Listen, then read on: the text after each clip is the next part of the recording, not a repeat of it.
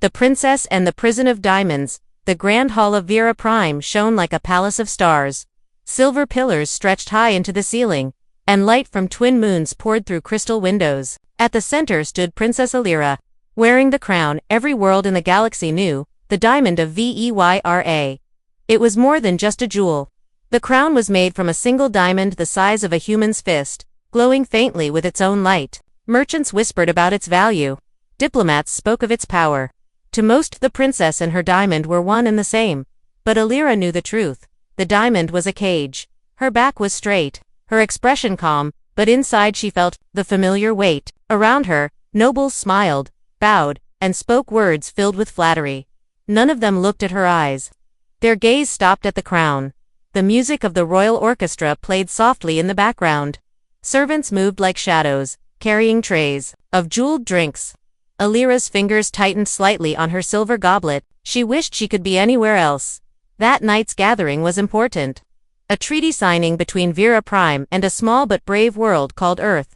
The humans had fought fiercely in the last border conflict, and now peace had brought their ambassador to the royal court. Alyra had been told to stand beside her father, the king, and smile. She was not to speak unless spoken to. That was how it always was. Then, the human entered. He was taller than most of the nobles, with steady eyes that scanned the hall without fear. His uniform was simple compared to the jeweled robes around him, but it carried the weight of discipline.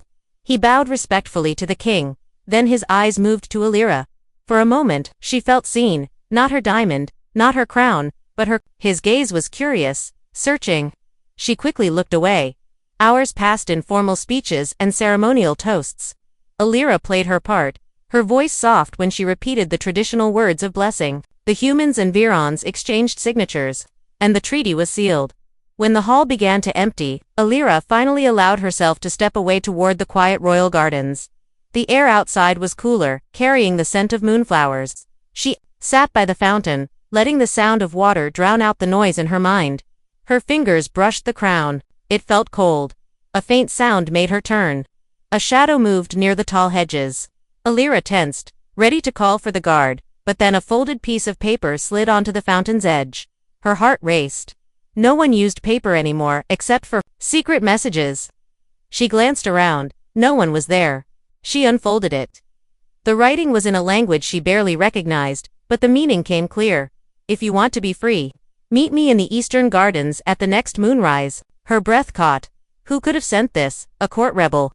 A spy? She folded the note and slipped it into her sleeve just as footsteps approached. It was the human ambassador, Captain Daniel Cross. Princess, he said with a polite bow. I hope the evening was not too tiresome. Her eyes searched his face. Was he the one who left the note? His calm smile gave nothing away. It was the same as always, she replied softly. He tilted his head slightly. Sometimes, the same can be the worst prison of all. Before she could answer, he excused himself and walked back toward the hall, leaving her alone under the twin moons. Alyra touched the crown again. The diamonds still shone bright, catching the moonlight. Everyone saw it. Everyone admired it. But no one saw the heart beneath it. And now, someone, maybe human, maybe not, had invited her to step beyond the cage. Asterisk shadows behind the throne. The next moonrise came quickly. From her balcony, Princess Alyra could see the pale silver light covering the eastern gardens. The note hidden in her sleeve felt heavier than her crown.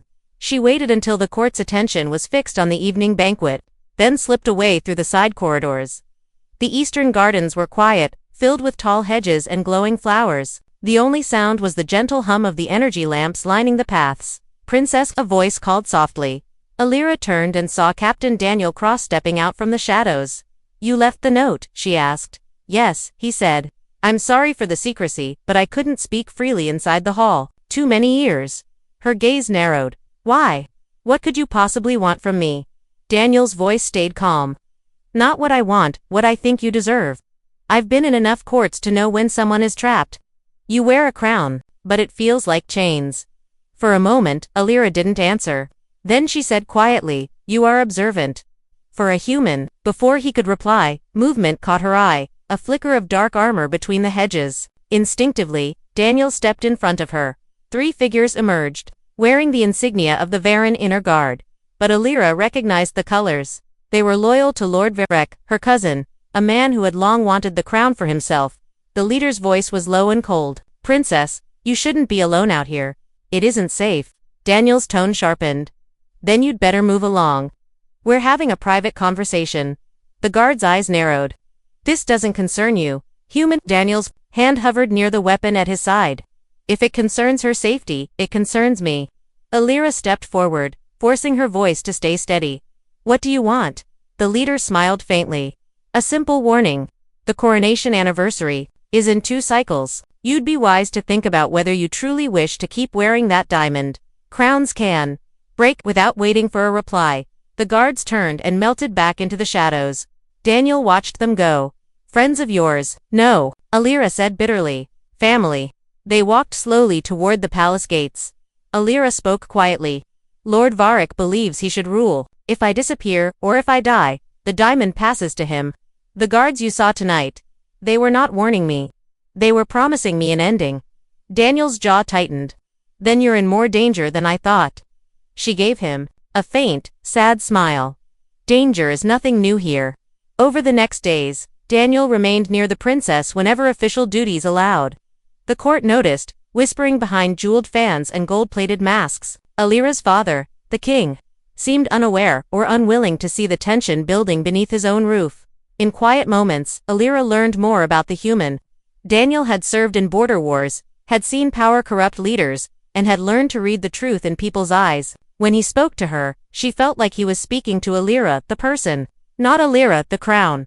One evening, in a secluded balcony overlooking the city lights, Daniel asked her, "If you could walk away from all this, would you?" She hesitated. "Yes, but walking away would mean leaving my people to Veyra, and that, I cannot do." Before he could answer, a sharp alarm rang through the palace. Guards shouted. The sound of weapons clashing echoed in the halls. Daniel's communicator crackled, a voice yelling in panic. "Assassins in the West Wing. They're heading for the royal chambers." Alyra's eyes widened. "That's my father's wing." Daniel gripped her arm. "Then we move. Now." The crown and the choice of the palace was chaos. Guards rushed through the marble corridors, the clash of metal echoing from every direction. Alyra and Daniel ran side by side, their footsteps pounding against the polished floor. The alarms blinked, red light flashing through the halls. They reached the West Wing just in time to see 2 masked assassins forcing their way past the king's personal guards. One swung a curved blade. The other carried a small, black device humming with dangerous energy. Daniel didn't hesitate. He charged, grabbing the arm of the one with the blade and twisting hard. The weapon clattered to the floor. Alyra's guards joined the fight, but one assassin broke through and lunged for the king's chambers. Without thinking, Alyra stepped into his path. The assassin raised the black device, a small energy detonator. "Move," he snarled. "No," she said, voice steady. Daniel's voice cut through the chaos. "Alyra, down." She dropped low just as Daniel tackled the attacker from behind. The detonator skidded across the floor, where a guard stomped it to pieces. Moments later, the last assassin was subdued, bound, and dragged away. In the king's chambers, her father was unharmed but pale. "You should not have been here," he told Alyra, "and if I hadn't been, you might not be here either," she replied sharply. Daniel stood nearby, catching his breath. His uniform was torn, a shallow cut bleeding along his arm. The king's gaze moved between them. "I see the human has courage." "He saved your life," Alyra said, "and mine." Later, in the quiet of the royal council room, the truth came out. The captured assassins had been sent by Lord Veyra. His plan had been to kill the king during the coronation anniversary, forcing Alyra to step aside for her own safety while he claimed the diamond crown. The council urged the king to strip Veyra of his title and send him into exile, but Alyra raised her hand. "No," she said, "this is my choice to make." Her father frowned. "Your choice?" "Yes," she said.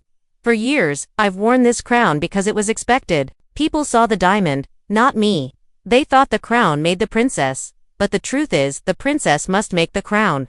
The next day, the coronation anniversary began as planned. The grand hall was filled with nobles, diplomats, and representatives from allied worlds, including the humans. Alyra stepped onto the stage, the diamond crown glowing in the bright light.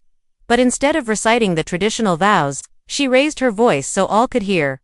"This crown is not a cage," she said. "It is a promise to protect my people, to rule with justice, and to stand against those who would use power for greed. She glanced toward where Daniel stood, watching from the side. And it is a reminder that true strength is not in jewels, but in the hearts we trust. The crowd stirred, whispers rising. Alyra placed the crown on her head herself, breaking centuries of tradition, and then extended her hand to Daniel. This human, she continued, saw my heart when others saw only my diamond. From this day forward, I will not hide behind the crown. I will rule beside those who have earned my trust, no matter the world they come from. Some nobles looked shocked. Others nodded in quiet approval. The king's expression was unreadable, but he did not object. Daniel stepped forward, taking her hand.